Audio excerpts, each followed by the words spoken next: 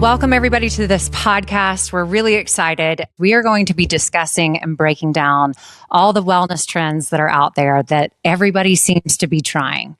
We're going to dive deep into different subjects and give our expertise on, are they worth it? Do they really live up to the hype? Should we be doing them? Should we not? And why they're trendy?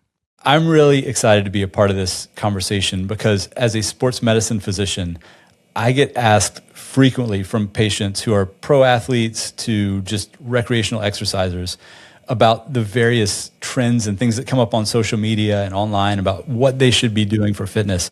It gets pretty overwhelming trying to keep up with all of the trends, research, what's going on. Like, oh, I need to rush to the sauna right now. Or, oh, why don't I have a red light mask? Or like, oh my goodness, I'm drinking water out of a plastic bottle right now. I'm going to die. My name is Lissa Bankston. My background is in personal training. And if you've been a personal trainer as long as I have, which is about 22 years now, you've kind of seen all the different trends and you've actually probably gotten a ton of different certifications. So my background includes a lot around programming, coaching, upskilling other instructors. I did a lot in group fitness. I am Patrick Morris. I am a high performance coach that works as the director of performance for Podium Sports Medicine, where I work with professional athletes, high level executives, endurance athletes, and really focus on the intersection of health and high performance. My name's Kevin Sprouse. I'm a sports medicine physician, and I've worked in high performance sport, professional sport, and recreational sport for about 15 years. I started out studying exercise physiology, and then went to medical school and all the training that comes after that, ending up as a sports medicine physician, initially working for a Tour de France cycling team, and then eventually kind of moving out to working in other sports from golf to tennis, working with baseball players, professional triathletes, kind of a full stable of athletes in addition to recreational athletes. One of the things that surprises me most is, and this isn't a comment on anybody who's ever sent me anything, and it's frequent. I get it from not just patients, but friends and family members and whatever, is how well these fitness trends are kind of packaged online and how believable it can look and how evidenced it can look. And then, with just a little bit of conversation around it, often asking like, first, are they selling something? It's like, oh, yeah, right. But having that conversation, these people who are really bright, who have just been kind of taken by the marketing around it, it's just hit me to know how difficult it can be when you don't have the scientific background to really dissect these things and figure out what's good, bad, and different. And so being able to have that conversation a bit more publicly, I think it'll be a lot of fun for us, but hopefully it'll be really useful for people who get to listen to it. I'm really excited about that. As much fun as we'll have taking some of these trends and dissecting them and maybe showing where it's more hype and marketing than substance, I'm maybe more excited for the things that we come across that are really good, kind of cutting edge. Working in professional sport for 15 or 16 years now, my goal in high performance has always been to live kind of on the edge of evidence. You want enough that it makes sense and you're starting to see some rationale for doing it. It's a kind of a fun place to be at the pointy end of performance because you don't want to be the last person to adopt some of these things if high performance is your goal, but you also don't want to go after every shiny object. And so I want to be real clear that the goal isn't to just kind of brush everything aside and say like, no, you just need a well-rounded diet and 150 minutes a week of exercise. No, but more often than not, things probably aren't worth the hype that they come with. But then when you find the one that is, I think that's a ton of fun. It's great to break these things down, and we're going to start off with one that is a bit more of a consensus with Zone 2 training. So I hope you all enjoy our first episode of Everybody's Trying. Everybody's trying. Everybody's trying, but this conversation is not medical advice. Ask your doctor if this podcast is right for you. Side effects may include more informed decision-making and a better life. Everybody's trying. Do not listen to Everybody's Trying if you are allergic to Everybody's Trying. I think a great way to start today's episode is to get your input. Like, give us just a general overview. What is the definition of Zone 2 training? for a simple way of looking at it, zone 2 is kind of an inflection point before your body shifts over from being very aerobically driven, burning fat as fuel, which is something we'll get into a little bit later, to shifting to an intensity that requires more from your body. You start to use more glucose and you can't sustain it for as long. So it's really just kind of this aerobic zone that your body's in a nice equilibrium and you can sustain it for a really long time for a large amount of training, whether that's riding, if you're out on a hike, a run, whatever it might be, versus when you kind of get into those anaerobic and glycolytic systems that are a little bit shorter. A great way to kind of help you know if you're doing zone 2 training or you're in zone 2 is to the talk test we've talked about, but also tracking your heart rate. And the easiest way to do that is using a heart rate monitor, which is available from our partners, The Feed. They've got different options. Used to you had to wear the chest strap. Now you can go with the chest strap. You can do a wrist mounted, arm mounted, all kinds of different options to kind of help you keep track of where your heart rate is falling. It's something that's easy. You throw it on. It's passive. A lot of them connect to treadmills because they'll broadcast with Bluetooth, or maybe they connect to your phone, a device that you're using. You can kind of keep track of it. So like I said, all those things are available at thefeed.com. We'll have a link in the show notes that can take you there if you want to look through the different heart rate options that are, if you're interested in kind of getting into some heart rate based training. But I think this would be the perfect spot to add a heart rate monitor if you're understanding zone 2 and wanting to get more into that training. So head over to The Feed. They've got some great options for sure. If you're following like the fitness trends, and I'm talking like, I don't want to call it basic level of fitness, but like the trends that are really spearheading the Gold's Gyms and the Crunch Fitnesses, which are, it went from functional training, like TRX straps and doing all this different planes of movement training that was really actually smart. I loved it. That was the obsession for everybody. Then it moved into like HIIT. Like HIIT, I feel like the last 6-7 years of my training career was just like, go balls to the wall, like just kill everything in your body, go hard, you're doing great. And so I'm wondering if maybe zone 2 is just repackaging some sort of like cardiovascular fitness amongst all this HIIT. It's kind of the funny thing in the world of like hybrid athletes that have come out that it's like, Right. Oh, we lift and run. And I was like, oh, so you just have a general foundation of fitness, which is not to take anything away. Like, I mean, I'm a hybrid athlete. I lift weights and then I also do aerobic training. But it's helpful to break down the ideas that kind of come from this trickle down like sports science that we get in social media nowadays to say, okay, they're talking about zone 2. What is that? And then the argument kind of shifts like you're talking about with HIIT of like, do we need to be doing only intensity? Do I need to be doing only easy? And it makes it confusing to know like, hey, I'm just trying to generally be active.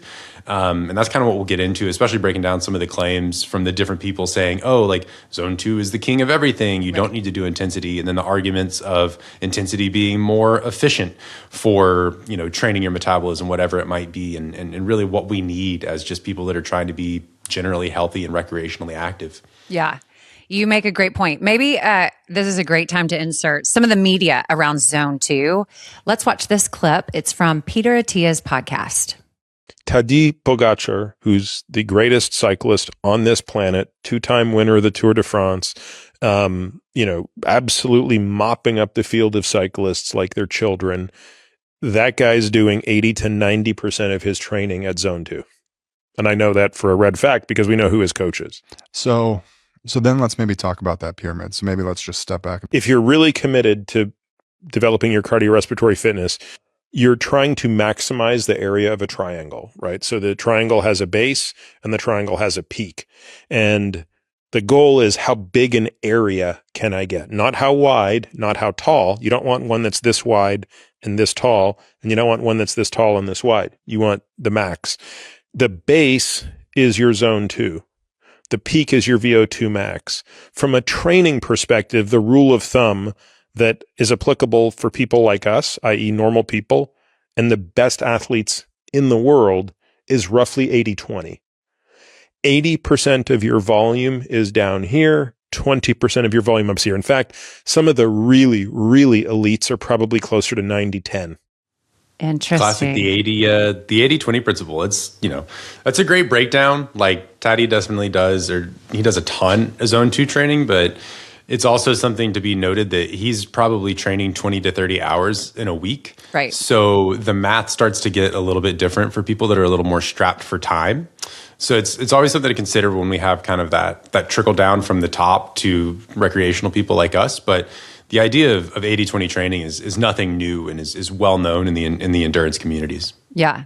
It seems like what we're trying to say, but they're saying it in kind of a diluted way, is like, first of all, establish your foundation. So if you're starting to get into working out, maybe don't go out and go smash yourself. Like, kind of work up a base that then allows you to kind of progress and work on some progressions. And if you do that really smart, and this isn't like some trend, it's just basic science that we've known since day one. Eat to fuel your body, sleep to recover your body, and then train to move your body toward your goal. And when you start to get into these professional athlete levels, it makes a lot of sense that you have to be dialed in so specifically for you to really excel at your sport. Yeah, no, and it's easy to think, since, like I even talked about in the definition, right, that I'm burning fat as a fuel to fuel that energy system when I'm in this aerobic zone. But that doesn't necessarily equate to burning fat, right? And like the clip was talking about with having a foundation, the base should be kind of like easy aerobic volume. For some of us, that's things that are literally just, I'm walking more, I'm parking further away, right, I'm taking the stairs, doing these things to create more just general activity if we zoom way out. But when you get closer to that point where it's like, okay, I'm looking to train 10 hours to try to run a faster marathon, I can't train that 10 hours at high intensity or I'm going to have an overuse injury. I'm going to burn myself out. And that's a lot of times what we try to jump into when we're new, right? Like we don't have a base fitness to go and exercise, but we think I need to maximize my time. So I'm stuck doing tons of HIIT, tons of intensity, because that gives you quick returns, but it's not something that's really sustainable long time. This was a great lesson for me to learn when I came to see you and Kevin, I don't know, a while ago. I don't know if we want to put it into years. I guess it was like 10 years ago or a little over that. Just yesterday. And it was when the company I worked for launched their packaged HIIT programs. And I had to put them into every gym. And when we did that, I was having to teach, the way that we coached classes wasn't let me tell you how many reps. It was let me do them and show you, and you do them with me. So I was being burnt out on every level. But it didn't occur to me that the solution to that, or part of the solution to that, would be to taper down on my HIIT training and taper up on a low intensity zone 2 style of training to really help my body maximize what we're doing, recover even better. Even just treadmill walking, doing your cardio, your warm-ups, that sort of a thing, kind of that all falls into, or can fall into, that world of zone 2 if you're following the tenets. I mentioned the talk test earlier. Right. Something that's easy. If I'm able to have a conversation, not be overly short of breath, I'm probably at an intensity that kind of falls within that zone 2. For most of us, it's kind of helpful to say, okay, I feel like I'm working, but I'm not working so hard that I'm getting out of breath and I can't talk. But it's important that there's also a purpose, that zone 2 is a tool to increase your overall cardiorespiratory fitness if you're looking to train to be an endurance or an aerobic athlete. Yeah. That's interesting you say that. I think we have another clip that's going to talk a little bit more about is this just fancy marketing around something that's really simple? This is a clip from Luisa Nicola on Instagram. I thought this was fascinating. You burn more fat during zone 2. Is that correct? Relatively, yes. But problem with that claim is zone 2 is in that minimum intensity where you're just accumulating volume, but it's not actually doing anything. And what promote greater fat oxidative capacity actually come from this exercise. And the reason people care about zone 2 right now is based on what elite athletes do. Are you saying that zone 2 movement was actually built on culture and not science? Yes. And that's a problem. I'd like to point out that the cultural aspect is totally there, right, with endurance sports, but it also goes the other way with other sports. If you take something like what now High Rocks, used to be CrossFit, these sorts of things, that their culture is intensity and work hard and rent is due and pay the man, and you've got to really earn these sorts of things. And it's important to state that both are important, right? In the initial clip, Tadej is doing incredibly hard intervals at different times. He's able to hold 500-600 watts for much longer than most of us could hold, but he's doing very hard training at a volume that is probably the total volume that most of us are able to work, right? Right. But he's sprinkling in more of that aerobic work. So it's not just like elite athletes do this and that's the only reason. It's like trickling down. It's a completely different argument. So I think it's important to not be really opposed to one another, right? Like it's not only intensity, it's not only easy, low volume. It's finding what the appropriate mix of both is for you. Yeah, that's very well said. I would agree to that. Overall, she was just saying zone 2 is a great fat burning tool. Like we can quantify that, but is it the end all say? Like you are burning calories and fat in movement in general, and the intensity of it can determine the amount. But I think it goes back to what we always say, which is kind of like, what is your goal in all of this? And are you struggling in one area? I think we oftentimes cherry pick things from athletes. And as someone who has you've obviously worked with a ton of athletes in your career, and I've had the privilege of working with not as many, but a few. And the intricacies of someone at that level and what they're needing to do are so much different. And they go through like a programmed season, right? Like if you think of a cyclist, your base season, you're going to be doing a higher amount of that zone 2 volume, right? And then as you get closer to a specific race, you're doing more intensity that's at the specificity of what you need, which I would argue makes it easier to program and conceptualize what you're doing with training versus like people like you or I who's just kind of like, oh, I want to be healthy and train well. We don't have a season maybe. We don't have necessarily events. It's like just kind of keeping that sustained fitness. It makes it to where it's easier to burn out in one domain or another. Like I rode this weekend, I did easy laps on an airstrip outside of town, focusing on, nasal breathing, keeping my mouth closed, staying within that zone, keeping the power in that range. And it feels great to mix with the super intense mountain bike ride that I had done the day before, right? Yeah. And it can be something as simple as that to know, hey, what have I done the last 2 days? What haven't I done this week? Maybe that's a time to sprinkle in your aerobic zone 2 exercise, as opposed to seeing these clips and being like, oh, I should only be training at this intensity, or, oh, I'm training too hard. What I'm going for and what a lot of people I think listening might be going for is not how do I perform like Tadej Pogacar because he's winning the Tour de France, and unfortunately none of us are going to perform like that. More like, okay, I'm trying to live well for a long time and be in a body that I like respect and appreciate. How do I get there? Yeah, that's a great point. Well, we have one more clip that I want to show, and it's just the translation of messaging that's science-based into marketing and how that might translate for us. Shocking benefits of zone 2. Yes. All right. Well, we're going to hear from Daniel Hong on TikTok. So I've been doing zone 2 cardio for a minimum of 30 minutes consistently for 7 days a week for the last 6 weeks. And what I've seen is pretty shocking for my own body composition as well as my cardiovascular improvements that I've noticed. So if you don't know, zone 2 is taking 180 minus your age, and that's the top end of the heart rate you want to be at. And at that heart rate is the maximum fat burn, because your body at that heart rate, it uses an energy system that primarily uses fat. It oxidizes fat and glycogen and sugar in your body for energy, but primarily and mostly oxidizing fat, using stored fat for energy. And then when you go above that, because your heart rate gets higher, your body needs faster energy to continue that power output. So then it utilizes more sugar in your body. Carbohydrates. I've lost a lot of fat around my stomach, around specifically, what's funny, is like my pelvis area. Because I can tell with my pants and even my my underwear. All right, Daniel. And easy. It's looser now.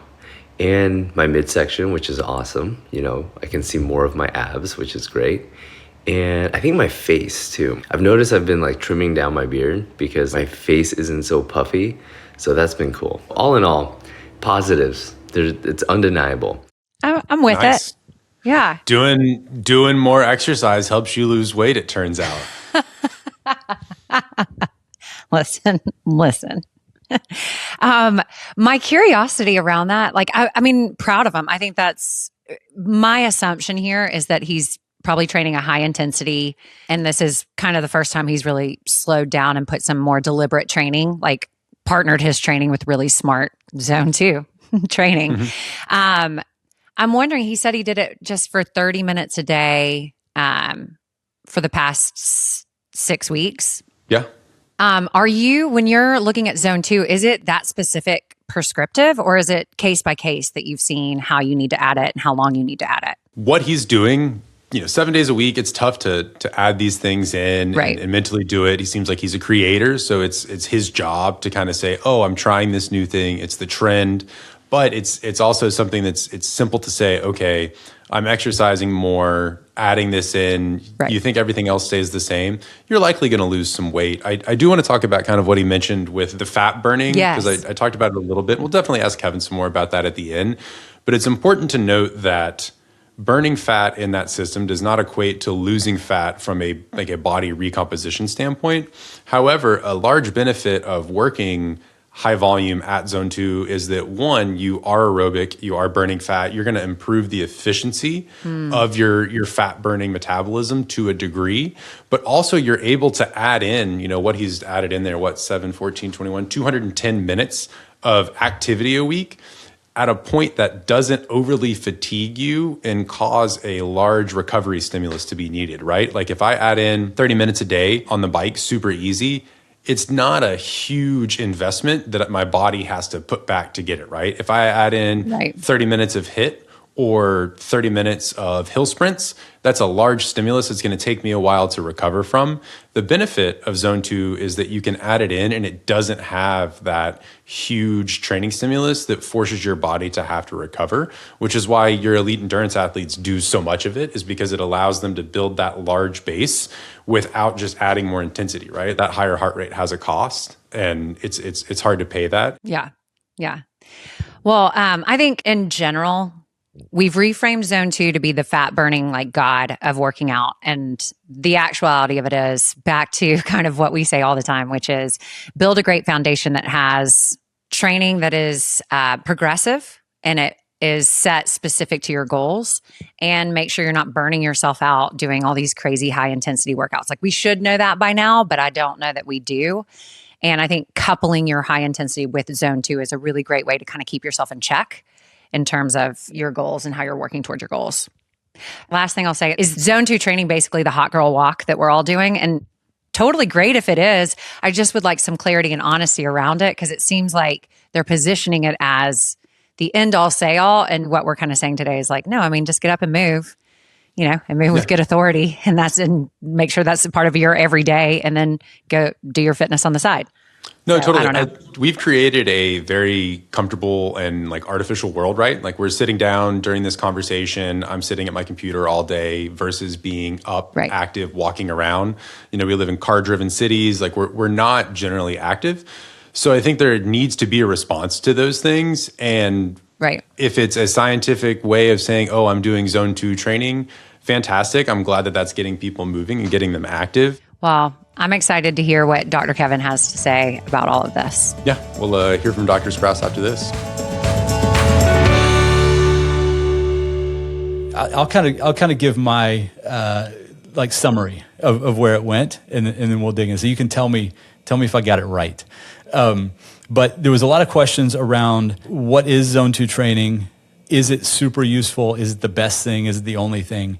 And I think that's a really appropriate way to address it, because that's kind of how it shows up online. So what is zone 2 training? It's kind of like Patrick said, the name, the moniker is what starts the confusion, because it isn't anything. Zone 2 training isn't defined in sports medicine or science in general. It's really a title that comes from years of endurance training where people used 5 and 6 zone systems that were really proprietary. Some coach would say, hey, I've got this 5-zone system that I use, and we break it down from max heart rate or VO2 max or functional threshold power or lactate threshold, and we just build out these zones on either side of it. Super useful from a practicality standpoint, but not a terminology that is really standardized. So zone 2, like you guys discussed, really just that effort for any individual that causes the greatest aerobic load without starting to dip into more intensity, or what we call glycolytic. So really where they're most efficiently burning fat. That's different for everybody. So you take somebody who's a really highly trained athlete, that's going to be a hard effort because they're super efficient. They can really push. For somebody who's off the couch, it may be a brisk walk, maybe not even that brisk. And so it's a really confusing thing to get your head around. But like you guys kind of came to, it's really distilled down into just some aerobic effort that you could sustain for a longer period of time. Using a heart rate monitor is a really nice way to objectively define that. But even that relies on some equations and things that kind of guess at what your zone might be. So unless you're going into a lab and being tested, you're using your best guess. And the heart rate monitor probably doesn't define what you're doing, but puts up guardrails so that you know not to go too hard, but push yourself enough. Does that make sense? Yeah, absolutely. Thinking back to the episode, and since you brought up heart rate training, something that I don't know that I clarified like perfectly is kind of the goal of zone 2 from the adaptations and training and like that we're trying to achieve. And the fact that if I'm doing a strength workout and my heart rate says 130 and then it goes down, that doesn't quite equate to like, oh, that was my zone 2 time. Or I'm doing, a strength Pilates class or something and my heart rate's 130 and then it's coming up and down. It's not quite the same as what we're talking about when we're discussing zone 2 aerobic exercise. Yeah, that's a really good point. And oftentimes, even if you look at a quote unquote endurance workout, a run or something like that, you may see time where you're in zone 2 on Strava or whatever app you use. But really, from a physiologic standpoint, if you were sprinting just before that and then drop into zone 2, on a cellular level, you're not getting the same benefit, the same stimulus, right? You're getting more of a sprint type workout. So heart rate is a great way to put up those guardrails and kind of define what you're doing, but it's really measuring the output, not the stimulus. And so it can get a little complicated. I don't want to overcomplicate it because it doesn't need to be a turnoff for people. I think if we zoom out even more and get from the 10,000 foot view to the 30,000 foot view, and we look at why people might be saying zone 2 is important, it's really because a lot of people weren't or aren't doing enough of it, right?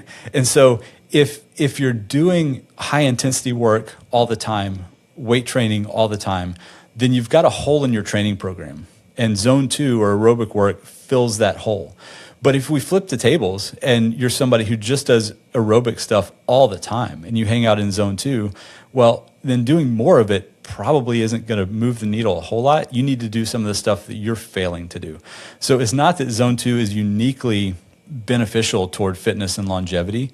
It's just a really important piece of the puzzle that a lot of times gets forgotten. And if we look at professional endurance athletes, we can see that they put in 80+% of their training time in these aerobic zones and 20% of the time doing intensity. But they're also training 20 plus hours a week. So you couldn't do it any differently, right? You couldn't even go 50-50 because you would just burn out, you'd get hurt, whatever. So the focus on zone 2 isn't that zone 2 is magical. Is that it provides some really important benefits that we can kind of get back to in a second. You need this time in zone 2 to increase your training load, which is like hours per week, because you can only do so much of the intensity stuff. But if you're doing nothing, if you're coming from zero exercise, then just move, do intensity, do zone 2, do whatever. Like it's an impertinent conversation at that point. And I don't mean that as like, it's not important for you to know about. It's just not important toward your fitness goals at this point. Sometimes I think zone 2 might just be the general population's fancy way of saying like 10,000 steps a day. Like it's just a volume training that helps with heart rate, but people have really repackaged it as like a fat burning savior when it doesn't really match up to what they're doing as an overall program for themselves. I think with any intervention you're looking at, you have to ask, why? For what purpose are you using this? Zone 2 isn't inherently good or bad, moral or immoral. It's a tool. And so you've got to know what you're trying to accomplish with it. And I have a feeling that throughout this podcast, we'll come back to that idea of, well, it's effective for some things and not for others. And, is it a right tool for you? So if we're taking a general population that's looking to improve their health and just general wellness, call it longevity, call it health span, then improving mitochondrial function is hugely important, because mitochondrial dysfunction and disease, probably one of the top killers and morbidity inducers, which means like kind of foundations of illness in the United States. And so if we can not just look at the person training for an Ironman, but maybe look at somebody who's just trying to be healthy, then improving that mitochondrial function is huge. When we're looking at mitochondrial health, there's mitochondrial density, or the number of mitochondria in a given muscle cell or muscle or body. And then there's how well they work. So you want to have lots of mitochondria and you want them to work well. Zone 2 is really good at increasing the number of mitochondria that you have. Zone 5 plus, so high intensity, is really good at making those mitochondria work well. So rather than present it as this binary, you have to choose one or the other, which is just, it's a false dilemma. I mean, it's a ridiculous way to put it, but it's how so much stuff gets put out in the public, is why don't we take the best of both, right? So we'll do the Zone 2 as part of our training to improve how many mitochondria we have, and we'll do the high intensity stuff to improve how well those mitochondria function, and we'll keep both aspects in our training so that metabolic health can increase at the greatest rate and then be held at that high standard for a long period of time. It falls apart, I think, when there's this conversation or argument around which one is better. It makes me think of, was it Billy Madison in the bathtub with the shampoo and the conditioner? There's going to be too many younger people watching this that haven't seen that movie. I know what you're talking about. Yeah, it's just a ridiculous argument. Yeah. Like, both can be good. And so, I think the better question is how can we use Zone 2? Who needs to use it?